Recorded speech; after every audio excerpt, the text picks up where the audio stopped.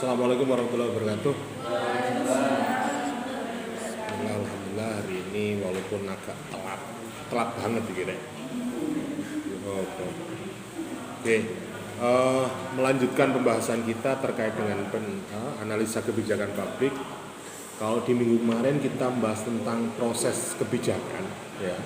Jadi bagaimana teori-teori kebijakan itu dijalankan atau tahapan-tahapan dalam proses penyusunan sebuah kebijakan itu dilaksanakan. Nah, hari ini kita akan membahas tentang teknik penyusunan dan pengembangan alternatif kebijakan.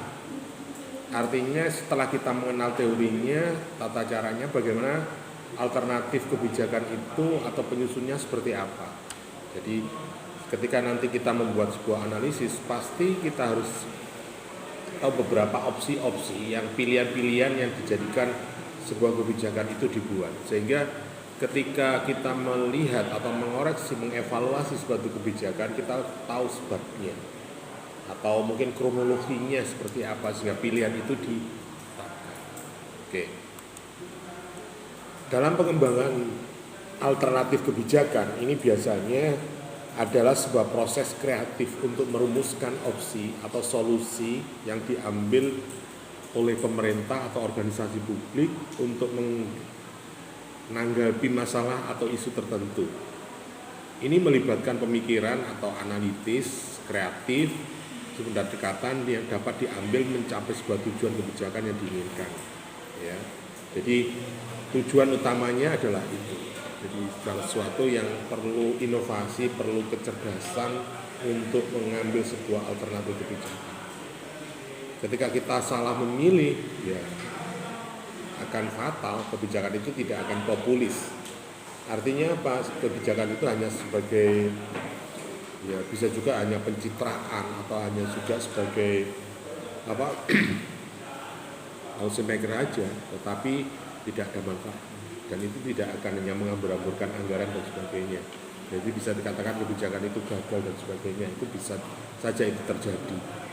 Jadi ketika mengembangkan alternatif kebijakan, ini yang menjadi pertimbangan atau faktor-faktor yang termasuk sumber daya manusia, konsekuensi, potensi atau nilai-nilai di dalam masyarakat ini juga harus dipertimbangkan. Ya sama halnya ketika Anda mau membeli sesuatu itu pasti ada alternatif atau ada mekanisme. Misalnya Anda mau beli handphone misalnya, Anda milih merek apa? Nah, misalnya, mungkin ada pilih-pilihan, ada merek yang bagus ini, katakanlah iPhone atau Samsung atau Nokia atau Oppo dan sebagainya, mungkin banyak sekali terkait dengan pilihan-pilihan alternatif. Kemudian di antara merek itu pasti punya kelebihan dan kekurangannya seperti apa. Ya, sehingga itu akan menjadi dasar pemikiran Anda atau menjadi dasar untuk menentukan pilihan merek apa yang Anda akan pilih. Kemudian yang kedua terkait dengan sumber daya, entah itu finansialnya atau bisa juga sumber daya manusianya. Ala wong digawe jenis chattingan sama nonton YouTube aja gak perlu spek yang tinggi-tinggi lah, gak perlu yang aneh-aneh gitu kan. Artinya itu bisa menghemat anggaran juga. Terus kita ambil yang RAM-nya 4 lah minimal, yang internalnya cukup 120 atau 126 cukup lah. Tapi kalau untuk kebutuhan yang lebih banyak dan untuk kegiatan yang lebih ya mungkin ya nggak tepat itu. Nah, makanya harus dipertimbangkan itu. Nah, hal-hal yang seperti itulah yang menjadi pemikiran kita atau mungkin pemikiran para pejabat pemerintah atau pejabat publik dalam merumuskan sebuah kebijakan. Jadi kompetensinya itu juga menjadi dasar. Artinya output dan inputnya seperti apa, manfaatnya apa, efektivitasnya seperti apa, sehingga itu menjadi kemudian nilai-nilai masyarakat, sesuatu yang itu menjadi penting atau tidak di wilayah masyarakat. Ya mungkin bisa juga untuk kepentingan jangka pendek, ada kepentingan jangka menengah, ada kepentingan jangka panjang. Ya, mungkin ada beberapa orang yang memandang dari sudut pandang yang jangka pendek, ya mungkin pemikirannya sangat simpel sekali. Tapi kalau orang itu berpikir, masyarakat berpikirnya jangka menengah, dia mungkin juga berpikir bagaimana kebutuhan ini bisa mencapai 1 tahun atau 2 tahun. Kalau dia berpikir panjang, dia tidak hanya berpikir dirinya, tetapi generasi berikutnya seperti apa. Suatu misal nih, kenapa pembangunan jalan tol itu kita mengambil investor dari luar negeri, katakanlah dari Cina. Menurut masyarakat, wah itu yuk piye sih, kok diambilkan investor dari luar negeri? Oh bisa bangun ya utangannya ya, bahasanya seperti itu. Tetapi kalau kita berpikir jangka pendek, memang itu menjadi problem. Oh ganti duit kok ada kemenyek, saya ini bangun-bangun jalan barang. Artinya ketika kita berpikir pendek ya hasilnya tidak populis, tidak baik. Tetapi ketika kita berpikir panjang dan solusi itu harus kita pilih dan kita temukan solusinya, ya apa boleh buat, caranya seperti apa pasti akan dilakukan. Bunuh utang, berpiye seperti itu. Artinya hari ini misalnya Anda sudah semester 7, kok belum punya laptop misalnya. Kira-kira apa yang usaha Anda? Apakah kita harus pinjam, kredit, beli, atau ke warnet atau kemana? Padahal mungkin wah semester 7 ini mau ada tugas akhir misalnya, perlu intens dalam mengerjakan tugas. Kalau tugas harian mata kuliah mungkin bisa juga kita pinjam teman atau pinjam punyanya keluarga atau mungkin bisa. Tetapi kalau kita dalam kondisi yang mendesak dan sebagainya, mungkin yang tepat ya kita harus punya sendiri. Nah, begitu juga tentang kebutuhan masyarakat, tentang infrastruktur dan sebagainya. Mungkin ya, nggak begitu krusial sekali, tetapi ketika itu dipenuhi itu akan menjadi suatu hal yang alternatif kebijakan yang tepat. Walaupun itu tang-tang dede. Artinya kalau semisal Anda ibaratkan kalian, Anda butuh laptop, wis babalah kredit titik. Sing penting nang duwe nang nyekel kan gitu. Artinya bisa menjalankan tugas dengan walaupun selesai kuliah kreditannya laptop baru mari rek ngono.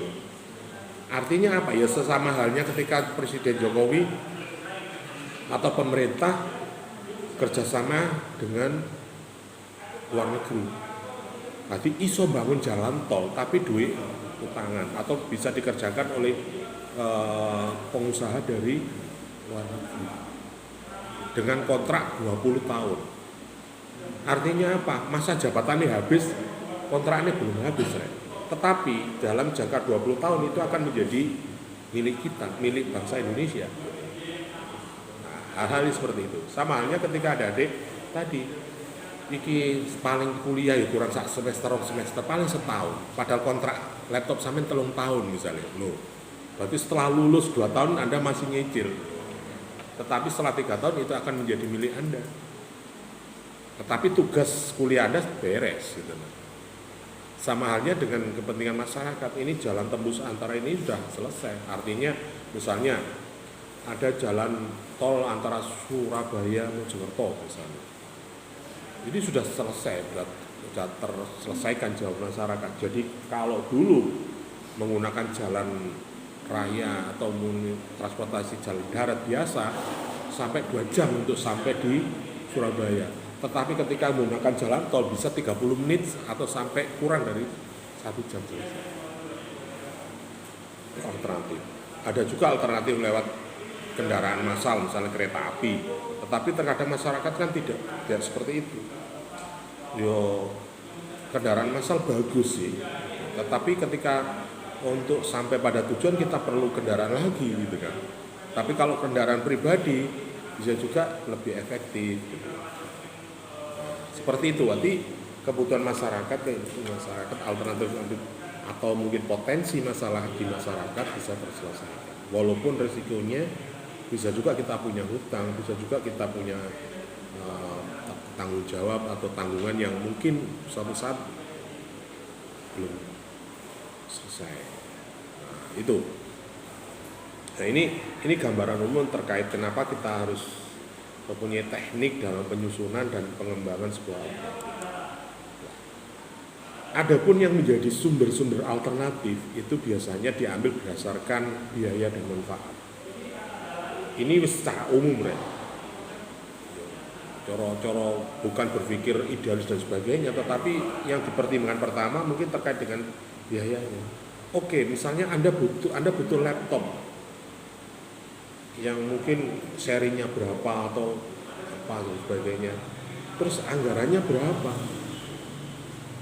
Nah, misalnya kalau laptop murah-murah, katakanlah di harga di bawah 2 juta misalnya, ya bisa berupa laptop, tetapi bagaimana efektivitasnya? Begitu juga dengan program pemerintah. Makanya alternatif kebijakan, alternatif sebuah sumber itu bisa biasa. Awalnya analisisnya pemikiran kita adalah dari sisi biaya dan manfaat. Itu yang. Kemudian yang kedua adalah diturunkan dari pengalaman pihak lain yang pernah terlibat dalam permasalahan yang hampir sama.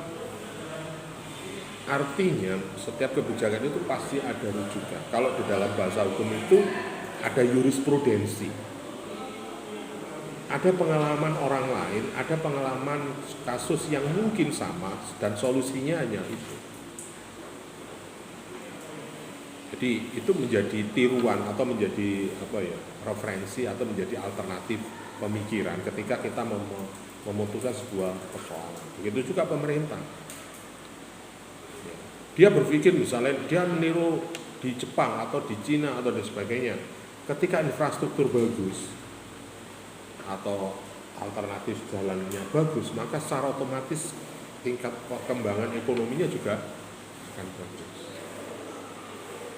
Karena transportasinya, biasanya sisi transportasi itu menjadi penting. Cost-nya itu akan lebih murah dan mahal itu ketika dilihat transportasi. Kenapa sih BBM kalau di Papua sama di Jawa kok beda harganya? Kenapa bahan pokok yang ada di Kalimantan sama di Jawa kok beda harganya? Mungkin karena transportasi untuk menuju konsumen, dari produsen ke konsumen itu masalah, sehingga itu menjadikan harganya lebih mahal. Makanya infrastruktur transportasi itu diselesaikan dulu. Nah, ketika ada daerah atau negara yang menerapkan itu kemudian hasilnya baik, apa salahnya kita juga atau mungkin kalau contoh kalian bisa juga harus gak usah belilah, gak usah kredit lah, pinjam aja atau mungkin nyewa lah. Jadi selama Mas gimana, ada nggak penyewaan laptop selama setahun misalnya? Ada nggak? Kalau dulu kan bukan nyewa laptop tapi printing, biasanya printer itu bisa nyewa 3 bulan atau bisa hanya sekedar sewa nanti isinya berapa. Di kampus itu dulu pernah kontrak sama printer untuk penyewaan printing. Di setiap kantor fakultas itu dikasih printer. Tapi itu bukan milik pribadi, tapi miliknya. Begitu juga seperti itu. Oke, ini syarat yang kedua. Kemudian yang ketiga adalah sumber alternatif itu bisa juga berasal dari penelitian, di hasil riset akademik, sehingga itu menjadikan dasar. Jadi sebelum kebijakan itu dipilih pasti ada penelitian di masyarakat atau di beberapa daerah terkait dengan itu, sehingga itu menjadikan referensi. Ya mungkin itu baik Mas ketika itu nyewa laptop, tetapi efeknya adalah ketika rusak, ketika apa, mungkin kita tidak bisa senyaman kalau kita bukan milik kita. Bisa juga seperti itu. Di penelitian ini juga menjadi alternatif.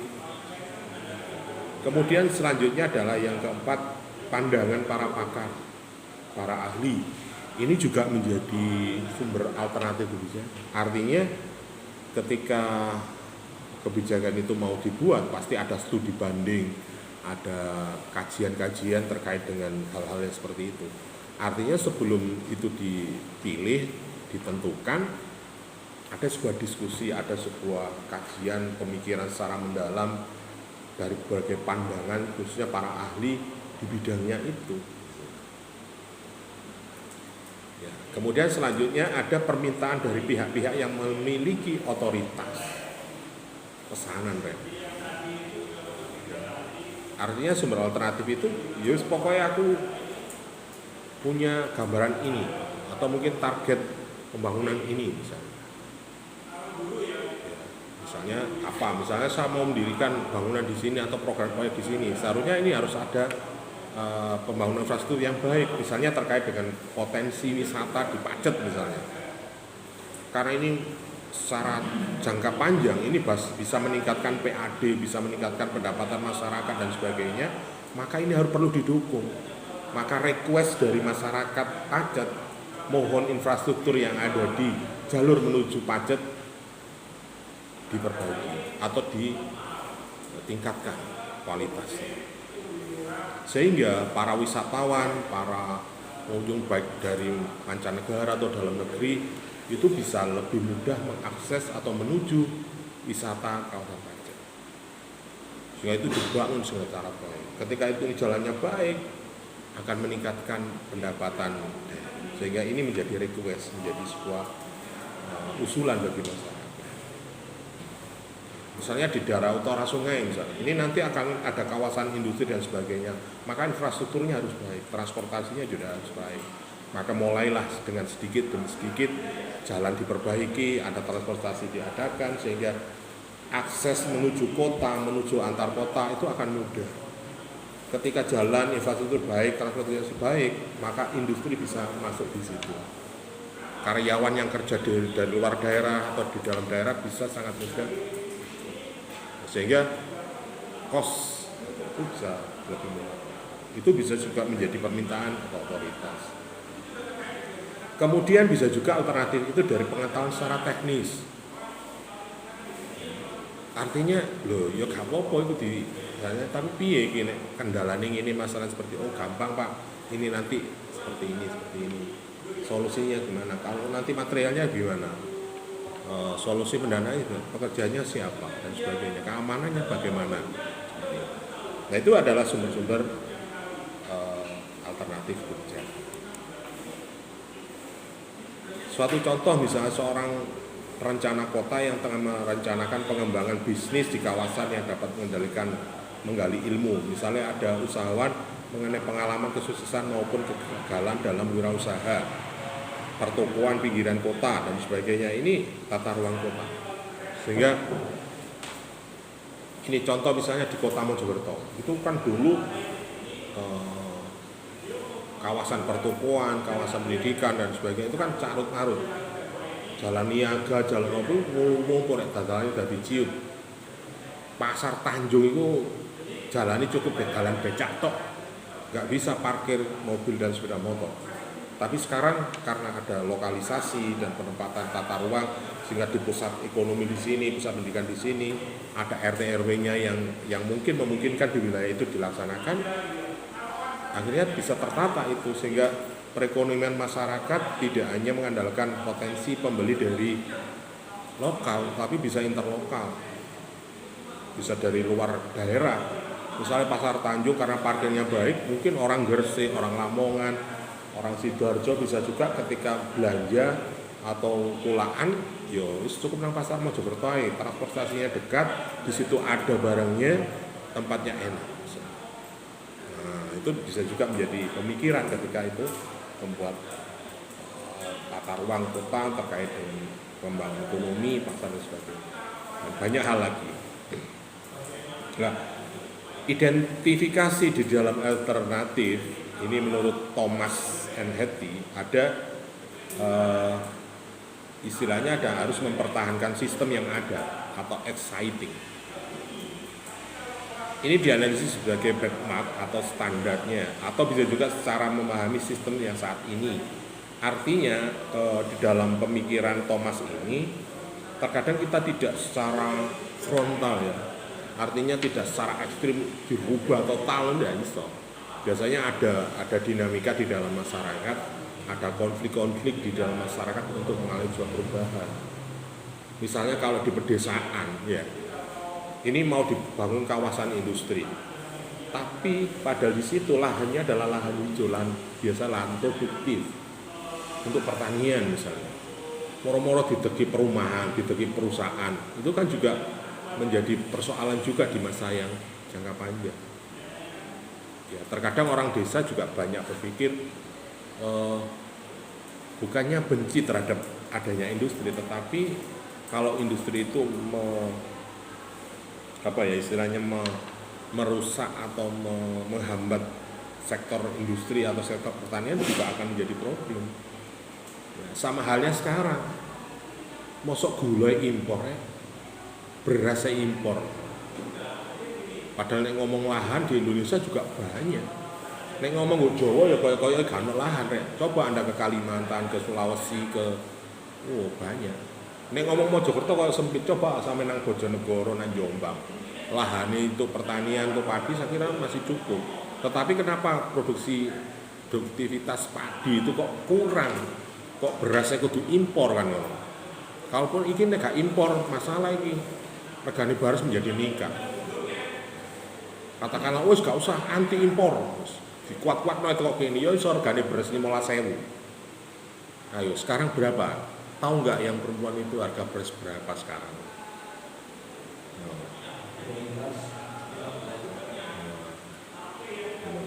Nah, kisaran situ. Padahal dulu beras itu paling sampean 2-3 tahun yang lalu 7.000, 8.000, 9.000. Sekarang ya dari sisi petani mungkin itu untung dari sisi masyarakat lainnya salah juga. Nah ini terkadang untuk mengidentifikasi masalah itu alternatif juga ini harus juga dipertimbangkan.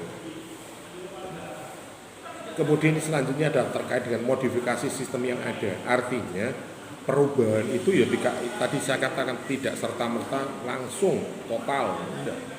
Harus ada kreativitas. Seperti halnya yang saya sampaikan di awal bahwa dalam penyusunan alternatif itu harus ada inovasi, kreativitas kita untuk menentukan sebuah kebijakan yang mungkin bisa juga alternatif atau munculkan konsekuensinya nggak begitu berat.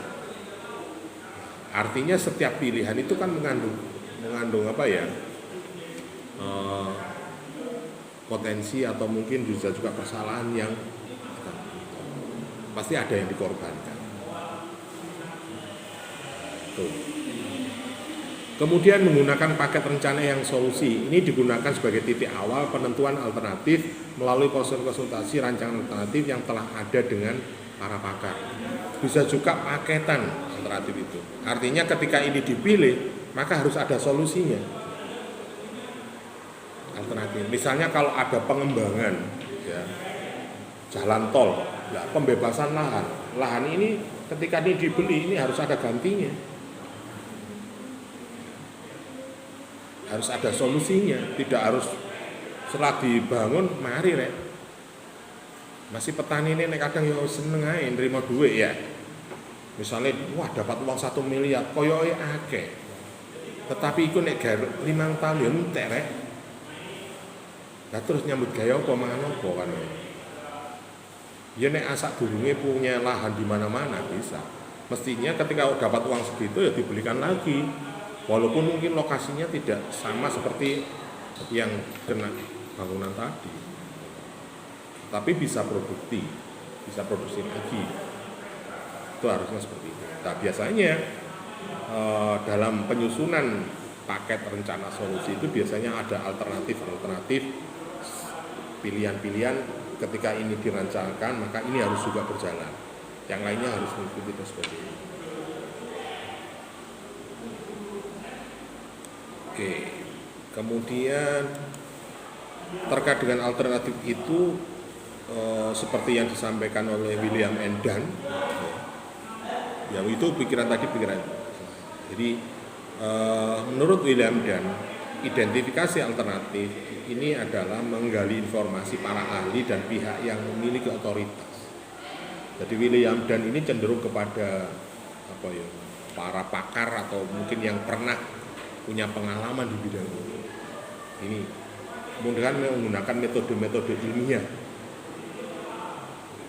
kajian-kajian secara ilmiah. Artinya pembahasan itu tidak hanya di angan-angan, tetapi juga ada pengalaman di situ. Mengkaji kasus paralel menggunakan analogi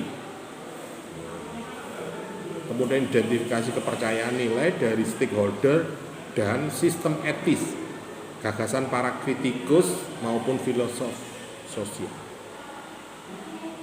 Ada pemikiran kadang kan masyarakat desa itu kan cenderung tidak mau perubahan. Wis uripe wis ngene wis nyaman mangan cukup sak piring kate neko-neko. Tapi bagi orang yang berpikir perubahan itu abadi, ya terus berkembang. Ya mungkin ketika ada industri, anak-anak kita, generasi kita bisa bekerja di situ dan sebagainya. Tetapi di sisi lain, ya secara kultur, kebudayaan bisa juga menjadi persoalan baru. Ini yang dipikirkan orang tua dan orang muda biasanya berbeda di situ. Oke, sampai di sini ada pertanyaan?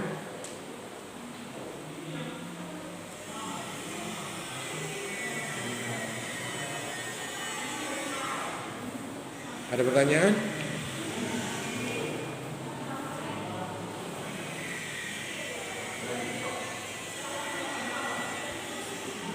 Oke, saya lanjutkan.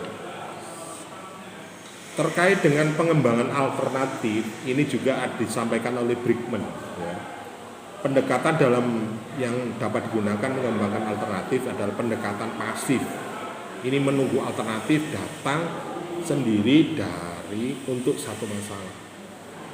Jarno. Teko dulu. Yakin bahwa setiap persoalan pasti ada solusinya. Walaupun bisa juga solusinya itu membawa risiko dampak yang mungkin tidak pas bagi kehidupan kita, tetapi pasti ada. Ada pendekatan set and generation. Ini membiarkan pihak lain tahu bahwa kita sedang mencari alternatif. Jadi ngenteni awak dhewe kejut-kejut dhisik. Jadi wah iki lapo sih kok kluntang-kluntung mulai kuliah langsung nang kamar, Bicara ping 3 kok pancet ae kan. Ono apa nduk kok sampean ben mulai langsung mlebu kamar, langsung ditutup kamarnya. Satu kali jarang ndak apa-apa rek. Mungkin kesel ya. Hari kedua kok ngono man, ketiga kok ngono, kok sampai 4 kali. Wong tuwa ya takon rek. Nah, begitu juga persoalan masyarakat seperti itu. Ketika itu dibiarkan kok santai saja. Ketika berarti ini masalah ini. Baru ditanya. Nah, Brickman dalam pengembangan alternatif ada pemikiran seperti itu atas third generation. Jadi membiarkan pihak lain tahu kondisi apa yang kita butuhkan. Ada juga pendekatan neighborhood. Ini mengkaji perubahan-perubahan yang terjadi secara internal. Pengembangan itu bisa juga secara internal. Terus cara nek ngono wis urip yo kenapa sih babah ya. Eksplorasi historis atau analogis digunakan untuk mencari solusi yang pernah diterapkan pada kasus-kasus yang hampir sama. Alah biasa ngono iku jane. Menimbel lak wars-wars dhewe ya. Sing penting apa sing dadi karepe sedianono ya siap ono wis. Biasa arek ngono iku ono masalah ngono iku. Kok takonono ya tambah kurik maneh tambah gak mulih hari engko. Elsa takonono tambah gak mulih iku tambah ono. Wis jare nduk. Jare iku. Engko nek wis rada adem ditakoni. Ngono kan. Begitu juga masyarakat. Nek ono masalah ngono, misalnya jembatan putus atau merusak ya. Ketika itu ada aksi masyarakat malah berontak dan sebagainya, tapi disebut rasa bantu tolong baru ada solusi ditawari ini baru ditata. Nek ketika itu langsung masalah kan langsung nyalahno sapa wae. Kendaraan besar nggak ada ukurannya. Seharusnya mobil kelas jalan ini kelas 3 kok sudah kelas 1 lewat sini. Wah, ngono akhirnya dawa-dawa lho rek. Salah. Gitu. Kemudian ada juga eksplorasi divergen dilakukan untuk mempunyai alternatif baru. Jadi dalam pengembangan alternatif, Brickman ini ada beberapa pikiran-pikiran yang mungkin bisa juga menggunakan intuisi kayaknya. Beda lagi dengan William Eldon tadi menggunakan para pakar. Kalau yang